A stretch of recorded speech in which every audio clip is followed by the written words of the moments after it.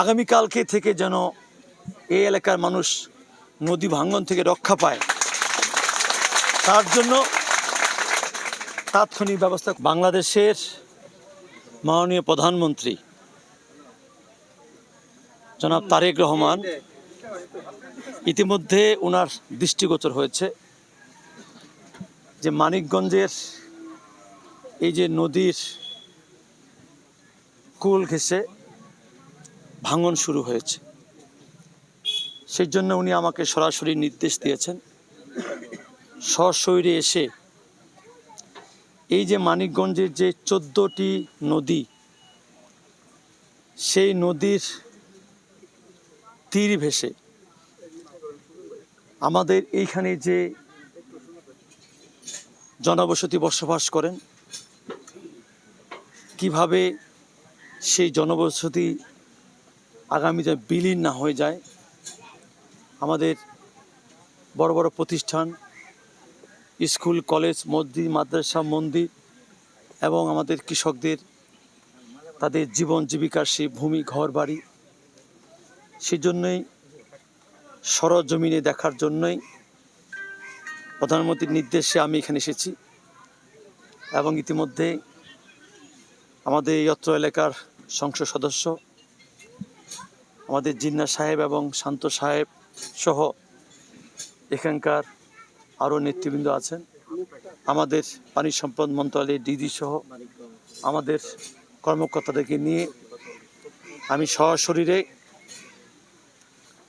এই ঘাট থেকে শুরু করে এবং হরিরামপুরের সেই শেষ মাস পর্যন্ত আমরা দেখে আসলাম। একটি মানুষের একটি ঘর, এক কাঠা জমি যেন নদীতে বিলীন না হয়ে যায়, সেই জন্য মাননীয় প্রধানমন্ত্রী তারেক রহমান এই উদ্যোগ নিয়েছেন। ইনশাল্লাহ আগামীবার এই বর্ষার পরবর্তীতে আমরা এই যে প্রকল্পগুলো হাতে নিয়েছি সেগুলো আমরা বাস্তবায়ন করব। স্থায়ী পদক্ষেপ কি গ্রহণ করা হবে? আমি তো বললাম আপনাদেরকে যে আমরা এই বর্ষার পরেই আমরা 5টি প্রকল্প, প্রায় 1500 কোটি টাকার 5টি প্রকল্প হাতে নিয়েছি, যার মধ্য দিয়ে আমাদের স্থায়ীভাবে এই মানিকগঞ্জকে আমরা বিশেষ করে নদী ভাঙ্গন থেকে রক্ষা করব, যার মধ্য দিয়ে মানিকগঞ্জের মানুষকে আর দিনরাত উদ্বিগ্ন উৎকণ্ঠায় থাকতে হবে না। এটাই হচ্ছে তারেক রহমানের রাজনীতি, এটাই হচ্ছে বিএনপির রাজনীতি। আমি আর এটুকু বলতে চাই, আমাদের এইখানে বিশেষ করে আমাদের প্রায় 37টি আমরা এই মানিকগঞ্জ জেলায় খাল খনন পুনঃখনন করব, যে মাননীয় প্রধানমন্ত্রী ইতিমধ্যে নির্বাচনী ইশতেহারে ঘোষণা করেছিলেন। আমরা সারা বাংলাদেশে 20,000 কিলোমিটার নদী, খাল, জলাশয় খনন করব। তারই আলোকে আমরা বর্ষা মৌসুমের পরবর্তীতেই সেইগুলো আমরা খালগুলো খনন করব। এবং আমাদের এক সাংবাদিক ভাই বললেন, চরাঞ্চলগুলো বললেন, আমরা যে প্রজেক্টগুলো হাতে নিয়েছি টোটাল মানিকগঞ্জকে ঘিরে, এবং এর পাশাপাশি আমরা আরও কিছু বৈদেশিক সাহায্য সহযোগিতায় বিশেষ করে টাঙ্গাইল এবং সিরাজগঞ্জ তাদেরকে নিয়েই আমরা আরও একটি অনেক বড় প্রকল্প, প্রায় সেটা 2600 কোটি টাকা একটা প্রকল্প আমরা হাতে দিয়েছি। ইনশাল্লাহ সেই প্রকল্প ইতিমধ্যে আমাদের মন্ত্রণালয়ে পৌঁছে গেছেন। আমরা অল্প সময়ের ভিতরে সেটা আমরা অনুমোদন দিয়ে সেটা আমরা বাস্তবায়ন করা শুরু করব। আমার কিন্তু এই বিষয়টা জানা ছিল না।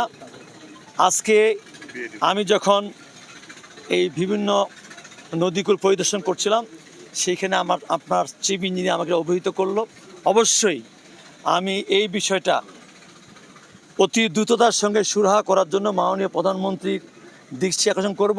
আমার বিশ্বাস মাননীয় প্রধানমন্ত্রী যেমন আমাদের খাল, নদী, জলাশয় খনন করার ক্ষেত্রে পানি সম্পদ মন্ত্রণালয়, কৃষি মন্ত্রণালয়, ডিজাস্টার মন্ত্রণালয় এবং এলজিডি মন্ত্রণালয়ের সমন্বয়ে যেন আমাদের সুন্দর একটি টিমওয়ার্ক তৈরি করে দিয়েছেন আন্তঃ মন্ত্রণালয় সভা করে।